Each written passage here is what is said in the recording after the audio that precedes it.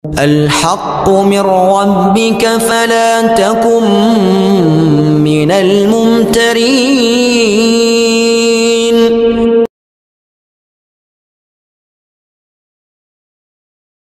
السلام عليكم ورحمة الله وبركاته. وعليكم السلام ورحمة الله وبركاته. بسم الله الرحمن الرحيم. الحمد لله رب العالمين، والصلاة والسلام على أشرف الأنبياء والمرسلين، إمام المتقين، سيد الغر المحجلين، وعلى آله وأصحابه المجاهدين الطاهرين. أما بعد. Saudara-saudara kaum muslimin rahimakumullah,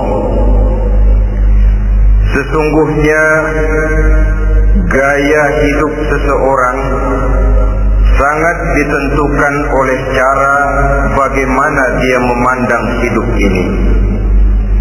Dengan kata lain, bagaimana seseorang memandang hidup, begitulah dia akan hidup. Oleh sebab itu, untuk mengubah keadaan seseorang harus diawali lebih dahulu dengan mengubah caranya memandang kehidupan ini. Itulah sebabnya dalam surah Ar-Ra'd ayat 11 Allah Subhanahu wa ta'ala menjelaskan, Innallaha la yughayyiru ma biqaumin hatta yughayyiru ma bi anfusihim. Allah Subhanahu wa ta'ala tidak akan mengubah nasib dan keadaan satu kaum sampai kaum itu berusaha mengubah apa yang ada di dalam diri mereka sendiri. Yang ada di dalam diri itu tentu tidak lain adalah rule of thinking, bahasa kerennya state of mind, kata orang Kulon.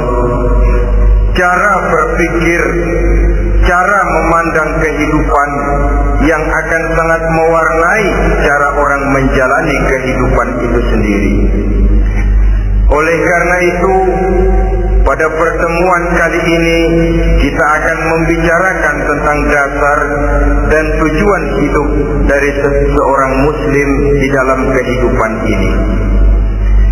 Yang pertama, tentang dasar dan landasan hidup. Seorang muslim tak dapat lain mendasarkan kehidupannya dengan Islam. Di dalam mendasari kehidupan dengan Islam ini, Allah Subhanahu wa ta'ala menuntut, Ya ayyuhalladzina amanu dkhulu fis-silmi kafah. Hai orang-orang yang beriman, masuklah kamu ke dalam Islam itu secara total, secara utuh, secara seluruhnya. Jangan separuh-separuh, jangan sepotong-sepotong. Mendasari hidup dengan Islam artinya menjadikan Islam sebagai way of life, sebagai rule of thinking, sebagai state of mind di dalam kita memecahkan problema-problema kehidupan, sehingga tidak satu persoalan hidup yang bagaimanapun kecilnya sekalipun yang tidak tersentuh oleh nilai-nilai ajaran agama Islam ini. Kemudian di dalam mendasarkan hidupnya dengan Islam, ia mempunyai satu keyakinan. Pertama, Islam sebagai dasar hidupnya adalah agama yang sesuai dengan fitrah daripada manusia. Allah Subhanahu wa ta'ala pencipta manusia.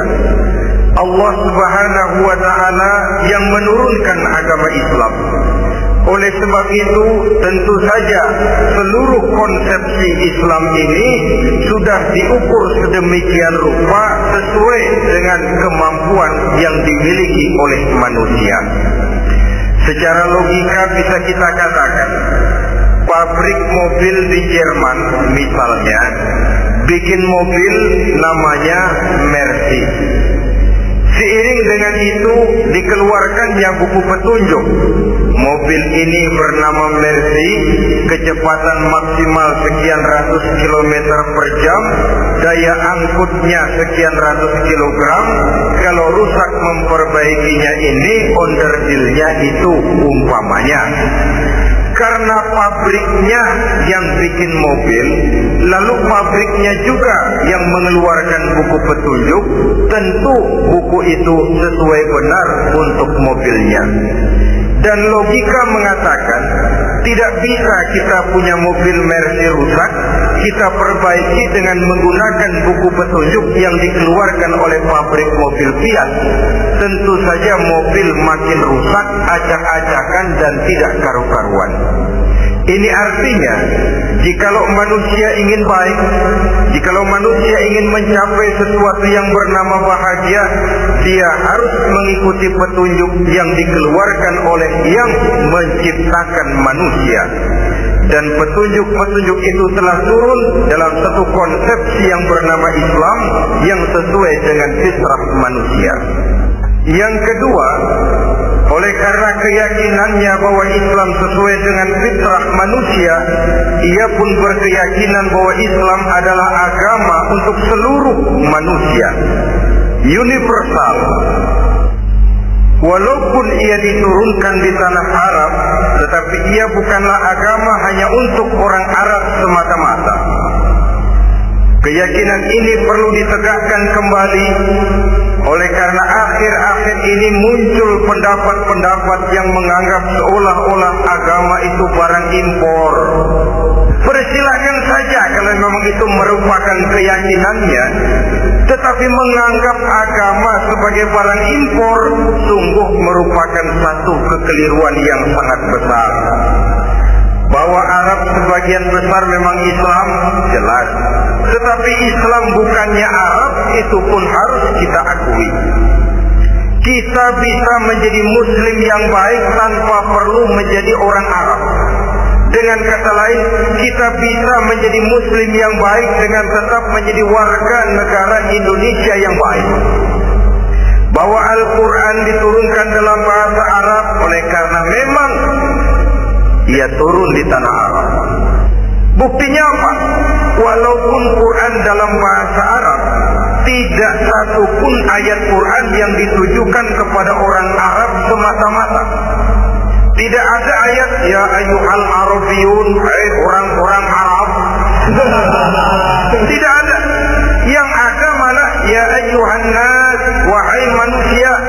Manusia yang mana? Yang mana saja asal merasa manusia. Kalau tidak merasa manusia, tidak usah terpanggil dengan ayat tadi.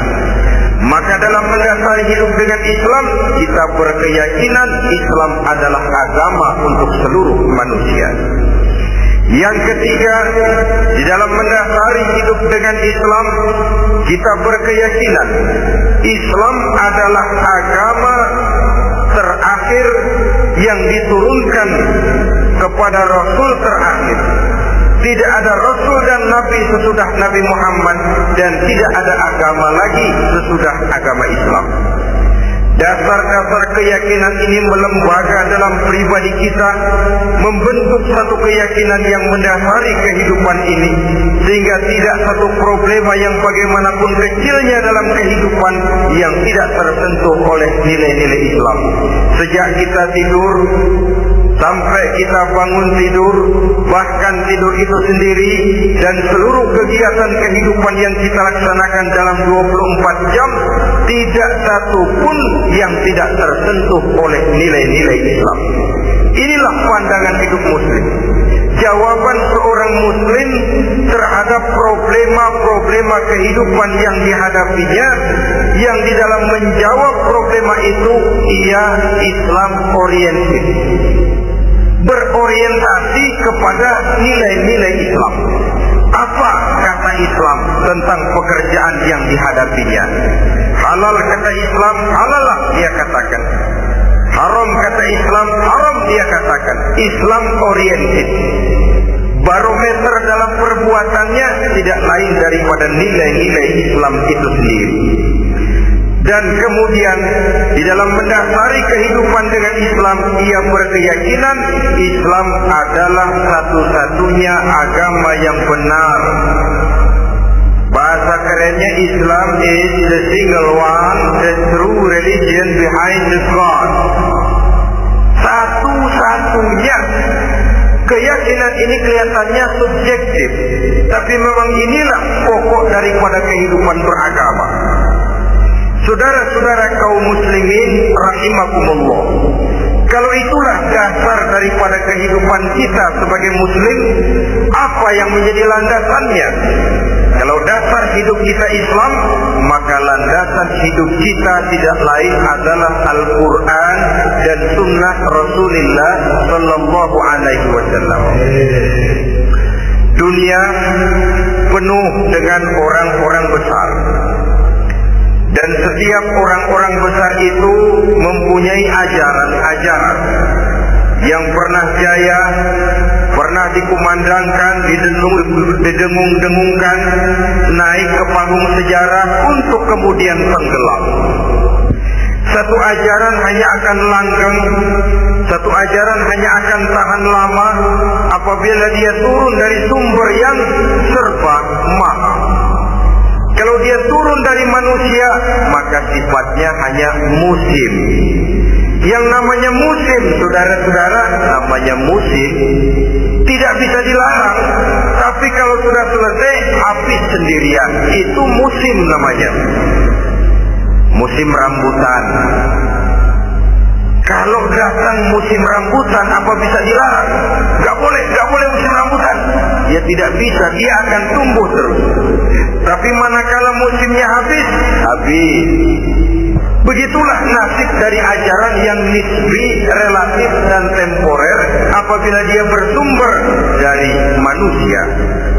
Maka satu ajaran hanya akan langgeng, tahan lama apabila dia turun dari sumber yang serba mahal. Dan itu sudah turun bernama Al-Quranul Karim. Sedangkan sunnah, saudara-saudara, merupakan penjelasan dari apa yang oleh Quran dijelaskan dalam bentuk yang detail, melengkapi apa yang oleh Al-Quran hanya disebutkan dalam bentuk garis besarnya saja. Baik Quran maupun sunnah kita sebut merupakan dasar landasan yang primer. Sedangkan untuk memahami Quran dan sunnah, kita memerlukan pendapat-pendapat orang yang ahli di bidang itu. Dalam hal ini kita sebut saja dengan ulama. Dan ini merupakan sumber yang sekunder dari landasan hidup kita sebagai seorang muslim. Dua rel ini, Quran dan Sunnah, merupakan landasan di mana kereta api Islam ini berjalan. Quran dan Sunnah. Saudara-saudara kaum muslimin rahimakumullah.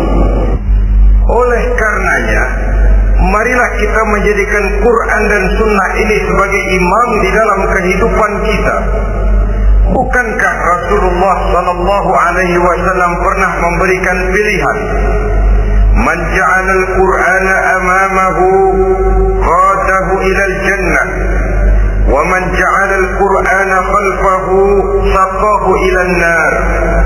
Siapa yang meletakkan Quran di depannya, dijadikannya Quran sebagai imam dan dia sebagai makmum, maka Al-Quran akan membimbing dia ke surga. Ya, surga di dunia ini, lebih-lebih lagi surga di akhirat nanti.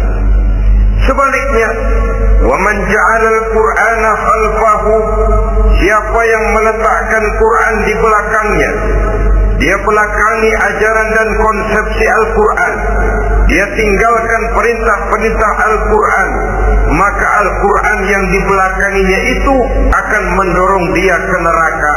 Neraka dunia, lebih-lebih neraka di akhirat nanti. Pilihan terserah kita. Jikalau kita mau menjadikan Quran sebagai imam, artinya kita menjadi makmum. Resikonya dimanapun makmum wajib ikut imam. imam takbir, makmum takbir, imam ruku, makmum ruku, imam i'tidal, makmum i'tidal.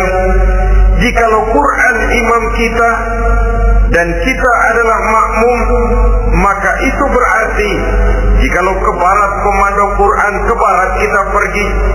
Jikalau ke timur kata Quran, ke timur kita menuju. Jikalau halal kata Quran, halal kita katakan. Jikalau haram kata Quran, haram kita ucapkan. Itu resikonya kita menjadi makmum, menyusun pola hidup yang lebih Qurani. Tapi sebaliknya, ke barat komando Quran, ke timur kita pergi, ke utara kata Quran, ke selatan kita menuju. Halal kata Quran malah kita tidak mau melaksanakannya. Haram kata Quran kita senang bukan main. Artinya kita mau menjadi makmum dan Quran kita jadikan sebagai makmum, kita sendiri malah mau menjadi imam. Kita paksa konsepsi Al-Quran itu supaya sesuai dengan naluri kemanusiaan kita. Mengotak-atik hukum, menghalalkan yang haram, mengharamkan yang halal. Dikala itu landasan hidup kita sudah goyah, tidak lagi sebagai landasan tempat kita bertolak, tetapi malah menjadi satu landasan yang kita injak-injak. Sesungguhnya saudara-saudara, Quran tidak akan membawa berkah, tidak akan menjadi rahmatun wa shifaa'un lil mu'minin, menjadi penyembuh, menjadi rahmah bagi orang-orang beriman apabila yang kita baca itu kita injak-injak di dalam kehidupan. Upaya menyusun hidup yang lebih Qurani ini seiring dengan usaha kita menjadi warga negara yang baik. Yang saya katakan di awal tadi, tidak saling dan tidak harus saling bertentangan. Jadi dengan demikian, dasar hidup kita sebagai muslim adalah Islam, dan landasan hidup kita tidak lain adalah Al-Quran dan sunnah Rasulullah Sallallahu Alaihi Wasallam. Ini landasan tempat kita bertobat. Ini yang mewarnai gaya kehidupan kita. Apapun yang mau kita lakukan, tempat kita bertanya lebih dahulu Quran dan sunnah. Saya mau melakukan pekerjaan ini, apa kata Quran? Saya mau pergi ke tempat ini, apa kata Quran? Saya mau berusaha dengan mengerjakan perusahaan ini, apa kata Quran? Merupakan landasan daripada kehidupan kita. Ini yang saya katakan tadi, membentuk rule of thinking, state of mind, bahwa gaya kehidupan kita diwarnai oleh landasan hidup yang bertumpu pada ajaran Al-Quranul Karim dan sunnah Rasulullah Sallallahu Alaihi Wasallam. Baiklah ya, ini yang pertama tentang dasar dan landasan hidup. Yang kedua tentang tujuan hidup. Kalau sudah ada landasan tempat kita bertolak, lalu kemana pantai yang akan kita tuju? Mau apa sih kita hidup ini? Berleha-leha, menjalani acara rutin, bangun tidur sampai tidur lagi, kemudian besok begitu lagi, sampai menunggu datangnya sang ajal? Atau ada satu tujuan yang akan kita capai di dalam kehidupan ini? Apabila kita teliti, maka Al-Quran mengajarkan tujuan hidup setiap muslim pada dasarnya ada dua. Pertama, kita sebut saja tujuan jangka pendek. Tujuan jangka pendek itu sasarannya dunia sekarang ini. Bentuknya horizontal. Targetnya agar setiap pribadi muslim menjadi rahmatan lil alamin, rahmah bagi lingkungannya. Inilah yang oleh agama dinamakan hablum minan nas, yang isinya adalah ilmu dan peradaban. Jadi dunia dan seluruh isinya merupakan tujuan jangka pendek saja. Untuk mencapai tujuan jangka pendek, dunia dan seluruh isinya, unsur penunjangnya adalah pendidikan, pengalaman, atau nasib. Makin tinggi pendidikan, makin mudah menjangkau hidup. Makin banyak pengalaman, makin mudah menguasai dunia. Atau karena faktor nasib, pendidikannya tidak seberapa, pengalaman pun kadang-kadang dangkal, tapi karena nasibnya lagi hoki, kata orang sekarang, nasibnya lagi bagus, dia naik ke panggung memegang peranan. Faktor yang namanya nasib ini ada, tapi tidak bisa dijadikan sandaran. Untuk menjangkau dunia dan seluruh isinya, unsur penunjangnya pertama pendidikan, yang kedua pengalaman, yang ketiga faktor nasib. Oleh karena itu, apabila kita ingin mudah mencapai dunia, yang pertama harus kita laksanakan bagaimana menempuh satu pendidikan. Di zaman sekarang orang terangsang untuk hidup dalam pola yang oleh orang-orang priangan disebut hardoli. Saudara tahu hardoli? Itu potongan dari dahar modal uli. Filsafat hidup yang pakaian mau bagus, makan mau enak, kerja nggak mau. Akhirnya jadilah dia penghayal kelas berat, tukang-tukang ngelamun kelas tinggi. Tiap hari kegiatannya cuma tidak terlepas dari tiga kriteria itu. Hardolis. Pokoknya kalau sudah dahar, modal, uli. Besok ya begitu lagi. Pola dari dimana orang pakaian mau bagus, makan mau senang, duit mau punya, kerja tidak mau. Kadang-kadang mau kerja tapi tidak tahu apa yang harus dikerjakan. Ditambah oleh sempitnya lapangan pekerjaan. Tidak tahu apa yang harus dikerjakan, dilatar belakangi oleh tidak adanya pendidikan yang dia terima. Jika mau kerja apa, selalu bingung. Oleh karena itu, terutama buat adik-adik remaja, para pemuda, saya berpesan untuk menjangkau dunia, yang pertama harus kita jalani bagaimana membina diri, mendidik. Taruh kata drop out, putus sekolah, tapi drop out bukan halangan bagi tumbuhnya cita-cita yang mulia. Bahkan ada orang bilang many a great man start as a newspaper boy. Banyak orang-orang besar yang memulai pekerjaannya dagang koran.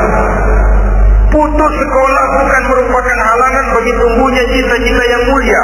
Dan tidak sedikit orang-orang besar yang tidak keluaran perguruan tinggi.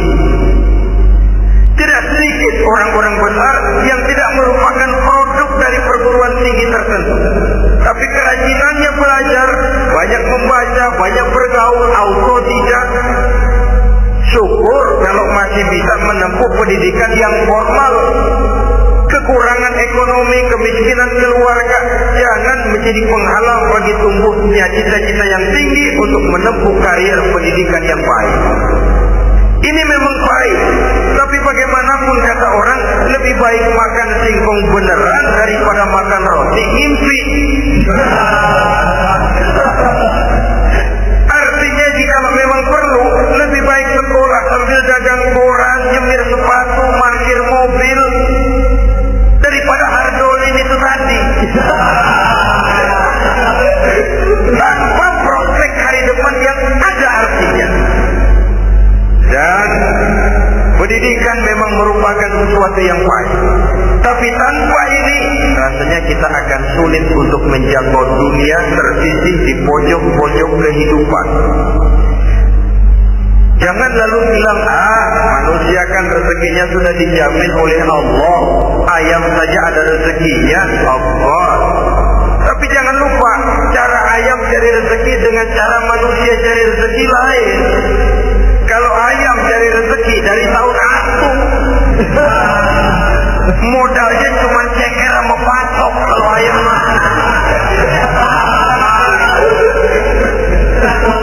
asal bisa nyeker, bisa matok, ayam dapat rezeki. Pokoknya kersok kan. Tapi manusia cari rezeki, dia harus cari lapangan kerja. Lapangan kerja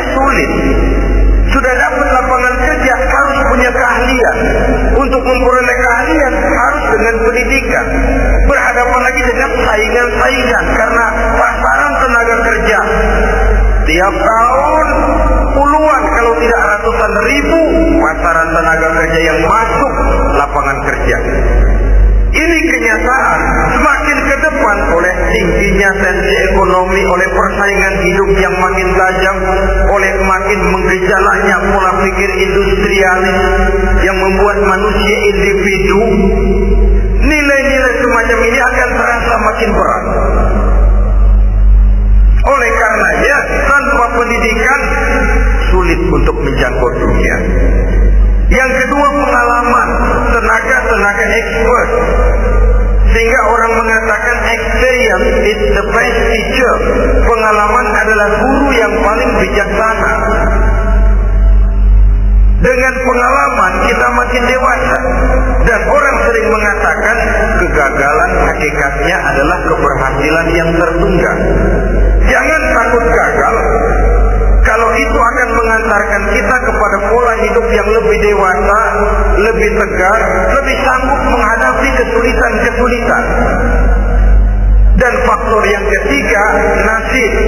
Kadang-kadang orang pendidikannya tidak ada, kadang-kadang pengalamannya tidak seberapa, tapi karena nasib, engkongnya misalnya jadi komandan hansip, dia naik jadi anggota hansip. Itu karena faktor nasib saja. Yang ketiga ini ada, tapi tidak bisa dijadikan sandaran dalam arti bahwa kita lalu mengandalkan nasib. Loh, nanti udah gede mau jadi apa? Mesti gimana nasib aja dah. Jadi orang syukur, jadi gembel nasib. Tidak bisa kita menghadapi hidup dalam satu alur spekulasi. Tidak bisa kita menjalani skenario kehidupan ini dengan bersikap untung-untungan. Karena kehidupan walaupun tidak bisa dipastikan, paling kurang bisa dirancang, bisa direncanakan, bisa ditargetkan, bisa dianalisa kemungkinan-kemungkinannya. Walaupun tidak bisa dipastikan, tapi bisa diperhitungkan. Sebagai manusia yang terikat oleh kausaliti, oleh hukum sebab akibat, sewajarnya kita memperhitungkan kemungkinan-kemungkinan itu. Kira-kira 5, 10, 15 tahun yang akan datang, sejauh mana kesulitan-kesulitan dalam kehidupan itu, sejauh mana persaingan dalam hidup, sejauh mana tenaga kerja dibutuhkan, sejauh mana keahlian dan skill menunjang ke arah itu. Kalau tidak, kita akan tersisih di sudut-sudut kehidupan untuk lebih banyak jadi penonton daripada menjadi pemain.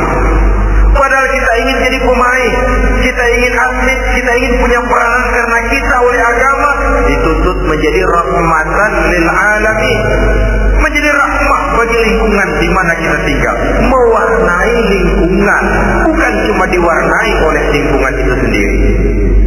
Itu tadi tujuan jangka pendek sebagai tujuan yang pertama. Yang kedua, tujuan jangka panjang. Tujuan jangka panjang ini sasarannya adalah akhirat. Bentuknya vertikal, targetnya adalah mardotillah atau ridho daripada Allah. Dan ini yang oleh agama dinamakan dengan hablum minallah, tali vertikal yang menghubungkan manusia langsung dengan Tuhannya. Untuk mencapai tujuan jangka panjang akhirat ini, unsur penunjangnya adalah prestasi ibadah.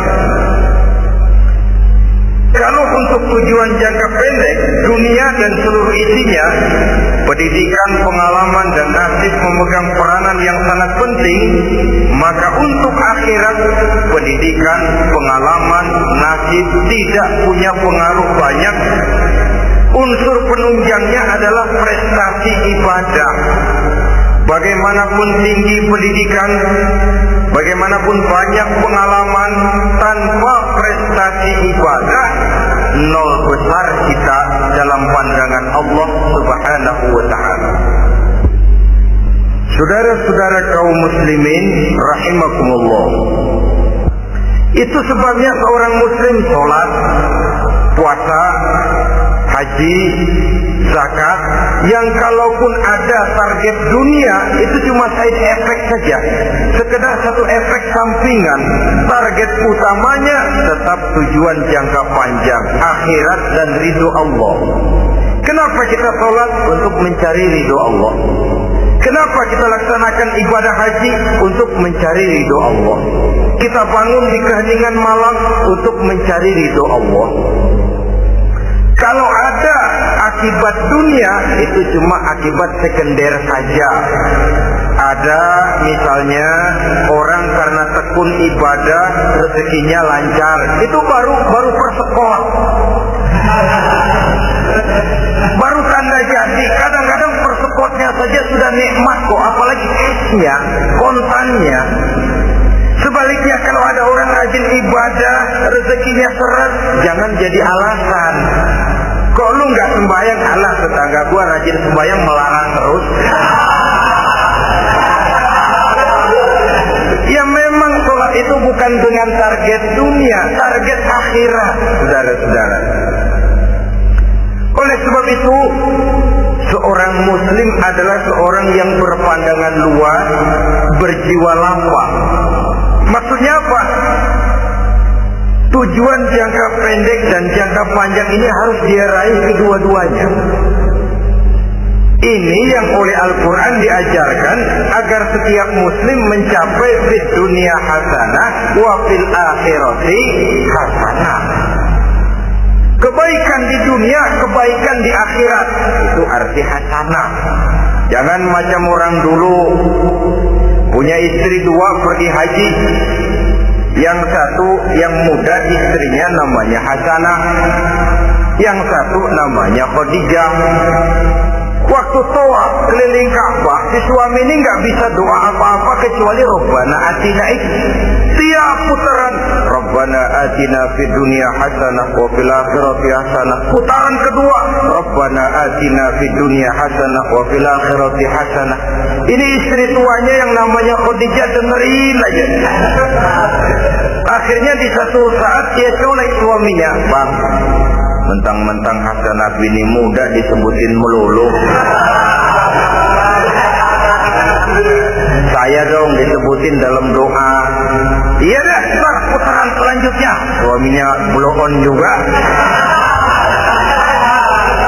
Putaran kedua dia baca Rabbana atina fid dunya hasanah wa fil akhirati Khadijah.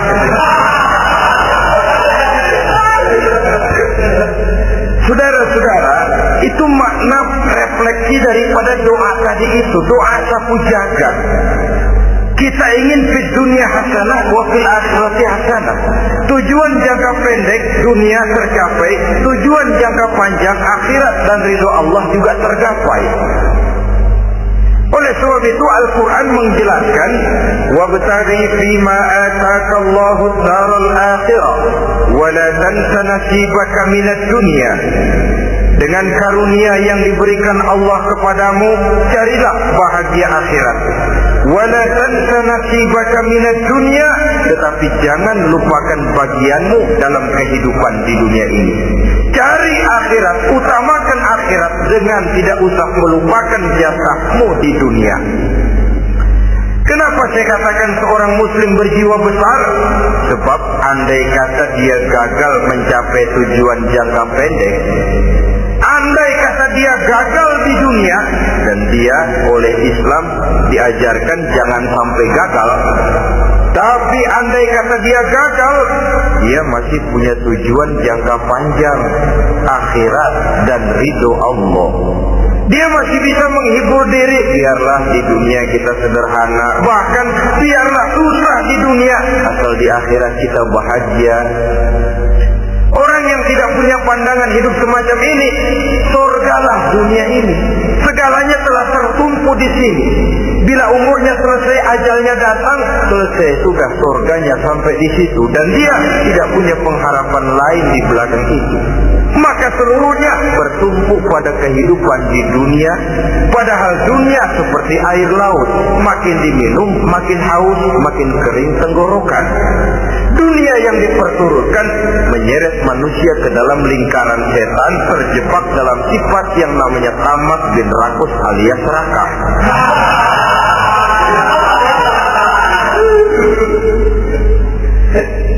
Andai kata dia gagal untuk tujuan jangka pendek, dia masih punya tujuan jangka panjang. Akhirat, dia masih sanggup berkata, biar di dunia kita sederhana, bahkan biar kebelangsak sengsara susah di dunia, asal di akhirat kita bisa bahagia.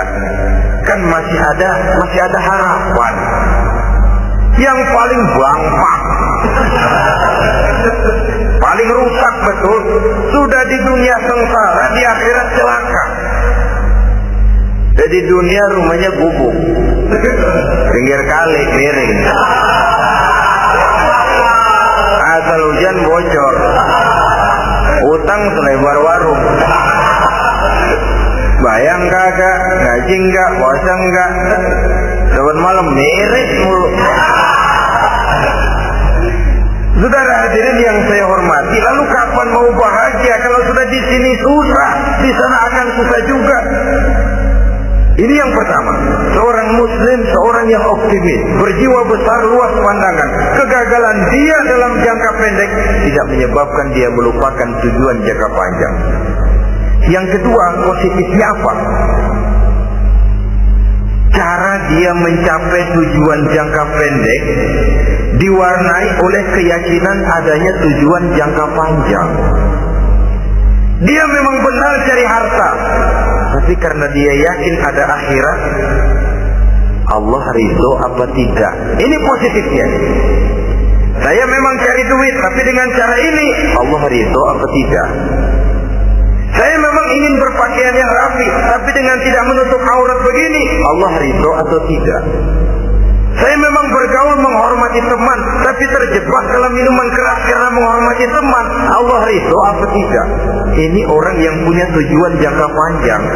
Segalanya diberikan bingkai dengan pertanyaan, Allah ridho atau tidak. Keyakinannya terhadap tujuan jangka panjang mewarnai gaya hidupnya di dunia ini, mencapai tujuan jangka pendek tadi. Mau minum, Allah ridho apa enggak ini? Mau makan, yang saya makan Allah ridho apa enggak ini? Pendeknya apapun yang mau dia kerjakan, karena dia punya keyakinan tujuan jangka panjang, dia selalu menimbang terhadap ridho Allah kan. Jadi tanpa prestasi ibadah, kita nol besar dalam pandangan Allah. Ini nilai manusia yang hakiki di sini. Ini makna inna akramakum indallahi atqakum. Di akhirat nanti kan tidak pernah akan disidang kamu pendidikan setinggi apa, tidak. Gelarmu berapa renteng, profesor, doktor, tidak. Akhirat hanya menyidang kau sholat atau tidak, kau puasa atau tidak, kau zakat atau tidak. Diberikan kamu harta yang banyak, dari mana kau dapat, kemana kau belanjakan. Prestasi ibadah itu yang ditanya. Setinggi apa pendidikan, sebanyak apa pengalaman, no problem. Tidak jadi masalah di akhirat ini. Prestasi ibadah itu yang akan kita persembahkan di hadapan Allah. Itu makna inna akramakum indallahi atqakum. Kerbau dinilai dari dagingnya, makin gemuk makin mahal harganya. Tapi ada perkutut lebih mahal dari kerbau. Perkutut itu mahalan mentahnya loh daripada matangnya. Karena harga perkutut pada suaranya. Lalu di mana harga manusia yang paling gemuk? Tidak. Suaranya, kalau manusia dinilai dari suaranya, barangkali Madonna nomor awal masuk surga. Hanyalah dengan prestasi ibadah kita bisa mencapai tujuan jangka panjang akhirat dan ridho Allah. Nah, baiklah ya, kalau sudah jelas bahwa kita punya dua tujuan jangka hidup, jangka pendek dan jangka panjang, bagaimana Islam mengajarkan kita meraih dua ini? Pada prinsipnya Islam mengajarkan sistem keseimbangan. Dalam berbagai aspek kehidupan, keseimbangan ini nampak dengan nyata. Di diajarkan oleh agama kita. Seperti ayat yang saya bacakan tadi.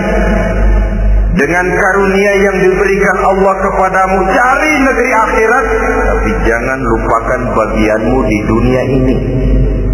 Dalam bentuk yang lebih nyata, bekerjalah untuk duniamu seolah kau akan hidup buat selamanya, tapi bekerjalah buat akhiratmu seolah kau akan mati besok. Manifestasinya dalam kehidupan, misalnya orang kaya diperintah membantu yang miskin, tapi orang miskin dianjurkan berusaha. Jangan mengandalkan hidup kepada yang kaya, seimbang. Kamu kaya, betul Pak, bantu yang miskin. Kamu miskin, iya Pak, berusaha. Seimbang. Tuan rumah diwajibkan menghormati tamu, tamu diwajibkan tahu diri, seimbang.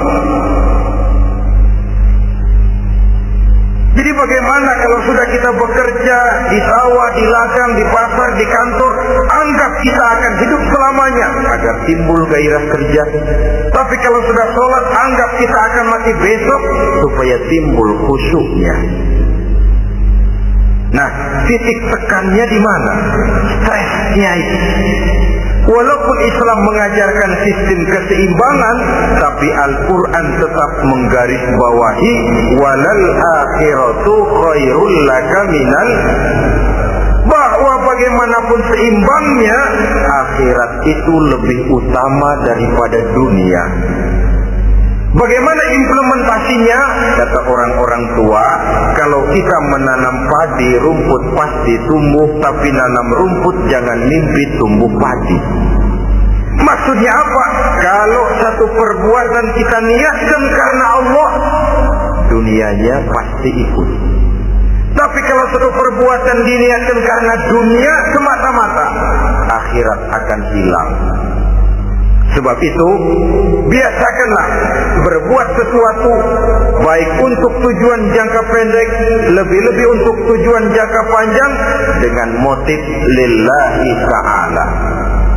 Jadi saya ulangi, satu perbuatan kalau sudah diniatkan karena Allah, dunia biasanya ikut.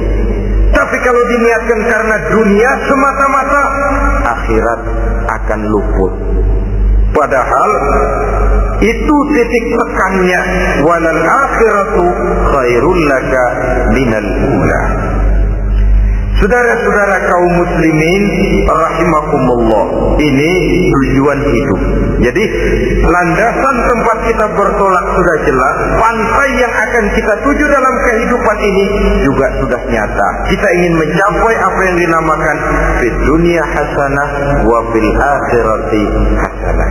Untuk itu perlu ada keseimbangan, tetapi titik tekannya tetap akhirat lebih utama daripada kehidupan dunia ini. Sekarang kalau sudah ada dasar hidup, sudah ada tujuan yang akan kita capai, tentu harus ada alat untuk mencapainya. Semuanya perlu sarana. Bahkan pada hakikatnya dalam kaidah usul fikih para ulama mengajarkan lil wasail hukmul maqasid. Sarana dan tujuan hukumnya sama. Ini mestinya mendidik umat Islam jadi pintar. Jangan cuma berpikir melaksanakan satu pekerjaan, tapi juga berpikir menciptakan sarana untuk terwujudnya pekerjaan itu. Misalnya umat Islam wajib pergi haji kalau mampu, kan begitu toh? Kalau dia umat Islam Indonesia, tentu pergi hajinya ke Mekah. Mekah, Jeddah, Mekah, Indonesia perlu sarana angkutan untuk sampai ke sana. Kapal laut, kapal udara. Artinya umat Islam harus maju di bidang teknologi, bisa menciptakan pesawat, bisa menciptakan kapal laut, sarana yang akan menyampaikan dia untuk bisa melaksanakan ibadah haji. Selama ini kita bertumpu kepada pemikiran, pokoknya kan yang penting gue pergi haji pakai apa, kayak gue punya duit. Dari segi pribadi memang barangkali begitu, tapi sebagai umat yang harus mencapai kemajuan, apabila diperintahkan melaksanakan sesuatu, kita pun hakikatnya dituntut menciptakan sarana untuk menunjang pelaksanaan sesuatu itu sendiri. Agama mengajarkan an-nazafatu minal iman, kebersihan sebagian daripada iman. Siapa yang menciptakan mesin cuci, sabun-sabun keras, deterjen, rinso dan lain sebagainya? Siapa yang menciptakan air condition, pembersih ruangan? Kita hanya berpikir pokoknya kan bersih, mau pakai apa sih? Kita jarang yang berpikir kepada pewujudan teknologi modern untuk menerjemahkan hadis itu. Syukurlah belakangan ini sudah muncul teknokrat muslim yang dijiwai oleh semangat Al-Quran, membuka tafsir rahasia konsepsi Islam di lapangan teknologi modern, yang makin lama makin menunjukkan tuntutan kebutuhan daripada umat itu sendiri. Dengan demikian, apabila ada tujuan hidup, kita memerlukan alat untuk mencapai tujuan tadi. Supaya tujuan di dunia hasanah wa fil akhirati hasanah tercapai, apa alat yang harus kita pakai? Kita lihat surah At-Taubah ayat 111 memberikan jawaban. Innallaha ashtara minal mu'minina anfusahum wa amwalahum bi anna lahumul jannah. Sesungguhnya Allah telah membeli dari orang-orang beriman diri mereka, harta mereka, bahwa sesungguhnya bagi mereka adalah surga. Coba kita simak ayat ini sejenak, akan nampak dengan jelas bahwa ayat ini hakikatnya merupakan satu transaksi yang nyata benar antara kita dengan Allah. Transaksi jual beli sudah terjadi, dan itu langsung dengan Allah, tertuang dalam pernyataan Quran. Pembeli Allah, penjual kita orang-orang beriman, dagangannya adalah anfus dan amwal, harganya adalah surga. Itu sudah tanda tangan pernyataan kita siap jual beli ya Allah. Apalagi bayat kita apa? Inna salati wa nusuki wa mahyaya wa mamati lillahi rabbil alamin. Salatku, ibadahku, hidup dan matiku cuma untuk Allah Tuhan seluruh sekalian alam. Minimalnya 5 kali sehari semalam bayat ini kita ulang dan kita ulang. Kenapa lalu kita tidak konsekuen? Dalam konteksnya dengan persoalan, maka alat hidup kita itu ada 2. Pertama, anfus. Ini bentuk mufrad dari jamaknya, bentuk jamak dari mufrad nafsun. Biasa diterjemahkan dengan diri. Yang dimaksud dengan diri adalah kepribadian. Yang dimaksud dengan kepribadian ialah kekayaan yang kita miliki dalam kepribadian kita. Artinya bisa tenaga, pikiran, konsep, gagasan, wewenang, ide, pangkat, jabatan, kemampuan, keahlian, skill, itu semuanya masuk ke dalam anfus, diri. Sedangkan amwal bentuk jamak dari mufrad malun, biasa diterjemahkan dengan harta. Pengertian di sini ialah seluruh bentuk-bentuk materi yang berada di bawah kekuasaan kita. Bisa rumah, bisa uang, bisa tanah, bisa kebun, bisa pabrik, bisa peternakan, itu semuanya amwal. Nah, baik anfus maupun amwal, diri, tenaga ke, pikiran ke, harta ke, pangkat ke, jabatan ke, wewenang ke, keahlian ke, untuk tujuan jangka pendek harus jadi rahmah bagi lingkungan. Untuk tujuan jangka panjang harus menunjang jalan menuju ridho Allah. Jadi kalau pangkat kita menjauhkan kita dari ridho Allah, itu bukan nikmat tuh, azab. Punya pangkat bukan melakukan kebaikan, malah melakukan kejahatan, setidak-tidaknya berdiri di belakang kejahatan, melindungi perbuatan-perbuatan munkar, dalam kelas kakap melindungi korupsi, dalam kelas 3 jadi backing tukang koprok. Umpamanya itu sudah menyalahi.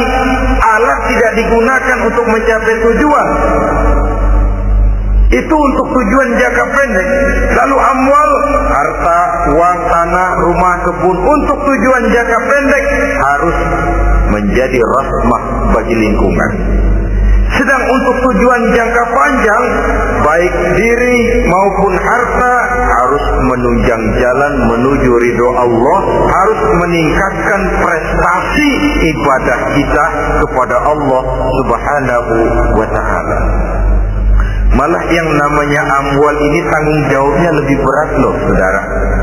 Kalau saudara diberikan ilmu, sidang akhirat cuma satu.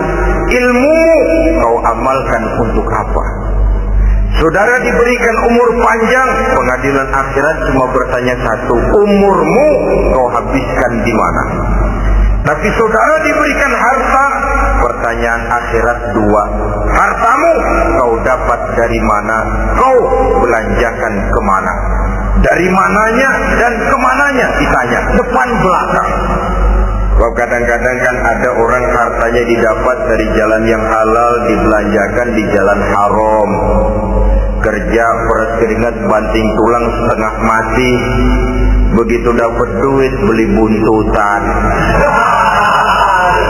muter-muter kertas cari kode. Didapat dari jalan halal, dibelanjakan di jalan haram. Atau didapat dari cara yang haram, dibelanjakan di jalan yang baik. Menang judi, nyumbang pesantren.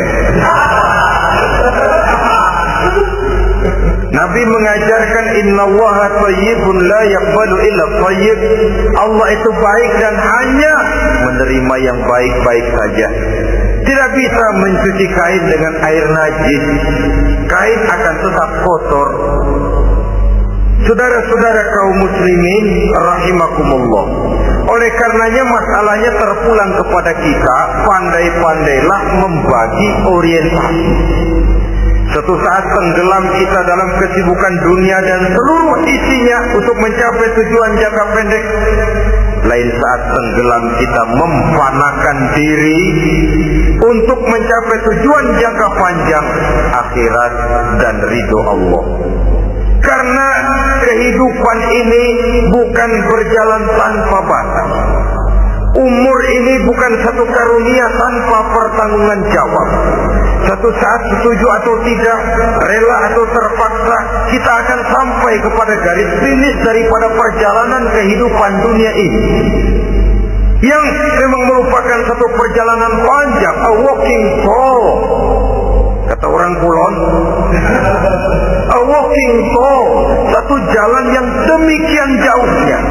Entah kita akan sampai ke garis finish. Bila datang ajal, senja kehidupan datang, malam menyelimuti. Datangnya tidak pernah kita sangka, tapi sekali dia datang, tidak satu kekuatan yang bisa menolak. Kehadirannya tidak pernah kita harapkan, tapi satu kali dia datang bertamu, pasti terjadi. Dan itu pasti akan kita temui. Alangkah malangnya pada saat kembali itu datang, kita tidak punya prestasi ibadah. Lalu apa artinya prestasi dunia? Apa artinya tujuan jangka pendek kalau kita harus kehilangan tujuan jangka panjang? Rumah kita yang besar, pangkat kita yang tinggi, harta kita yang banyak, bisakah menolong kita untuk kalau sudah kumpul di padang mahsyar nanti? Malaikat, jangan gebukin saya, rumah saya harga 2 miliar.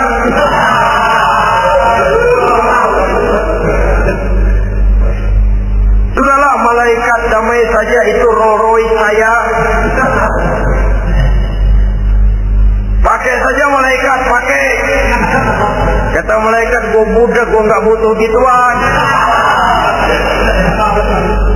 Hanya prestasi ibadah yang bisa menyelamatkan kita pada kondisi semacam itu. Jadi oleh karena itu saudara-saudara, biar di dunia ini rumah kita besar, mobil bagus, uang banyak, pabrik ada, usaha lancar, asal di akhirat masuk surga aja. Gak apa-apa.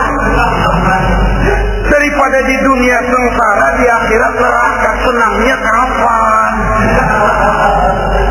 Sudah di sini sengsara, di sana kebelangsak. Itu yang orang-orang tua bilang lacur kuda namanya. Pelan dipecut, kenceng digetak, setengah mati, serba salah. Kuda kalau bisa ngomong, gua setengah mati, serba salah. Pelan dipecut, kekencengan ditarik, itu yang namanya lacur kuda begitu. Serba salah posisinya. Untuk itu pandai-pandailah membagi orientasi supaya tercapai tujuan ideal ini, di dunia hasanah wa fil akhirati hasanah. Ini tentang tujuan hidup. Nah, untuk mencapai tujuan ini kita tidak berjalan sendiri. Kita perlu teman hidup. Di samping teman hidup ada pula lawan hidup. Siapa teman hidup kita untuk mencapai tujuan hidup ini? Dalam arti sempit, teman hidup kita suami istri yang taat kepada Allah. Suami istri lebih dari sekedar satu pasangan, juga saling melengkapi, merupakan bagian daripada kehidupan. Suami adalah teman istri, istri adalah teman suami untuk mencapai tujuan hidup tadi. Mencapai di dunia hasanah wa fil akhirati hasanah. Seiring, seirama, selaras, serasi, seimbang, kata orang sekarang. Teman dalam arti sempit. Adapun teman dalam arti luas, setiap orang yang pandangan hidupnya sama dengan kita. Setiap orang yang akidahnya sama dengan kita. Terlepas dari suku bangsa apapun, warna kulit apapun, bahasa apapun, jikalau keyakinannya sama, pandangan hidupnya sama, dia adalah saudara kita dalam artian yang luas. Islam tidak kenal teritorial, maka tidak ada itu Islam Jepang. Ya walaupun secara formalnya ada, tapi informal Muslim adalah Muslim, diikat dengan akidah. Itu teman hidup. Lalu lawan hidup siapa? Pertama iblis, dalam segala bentuk dan implementasinya. Yang kedua, setiap orang yang pandangan hidupnya tidak sama dengan kita secara ideologis, itulah lawan hidup kita. Maka yang teman jadikan teman, yang lawan jadikan lawan. Jangan teman dijadikan lawan, lawan dijadikan teman. Itu namanya kopiah dipasang di kaki, pak yang naik ke jidat. Wajar kalau kepala lalu jadi benjol. Salah milih teman, salah jadi lawan. Salah milih teman, salah jadi lawan. Akibatnya kita yang akan susah di kemudian hari nanti. Saudara-saudara kaum muslimin rahimakumullah, oleh karenanya pandai-pandailah dalam hidup ini. Yang teman jadikan teman, yang lawan jadikan lawan. Kalau lawan kita jadikan teman, sementara teman kita jadikan lawan, dan itu yang banyak terjadi dalam praktek kehidupan, kita tidak akan bisa mencapai tujuan karena akan tertarung di kaki sendiri. Nah, ini sajalah yang kita bicarakan pada pertemuan kali ini. Mudah-mudahan ada manfaatnya. Terima kasih atas segala perhatian. Mohon maaf atas segala kekurangan. Uzikum wa nafsi bitaqwallah. Wassalamualaikum warahmatullahi wabarakatuh.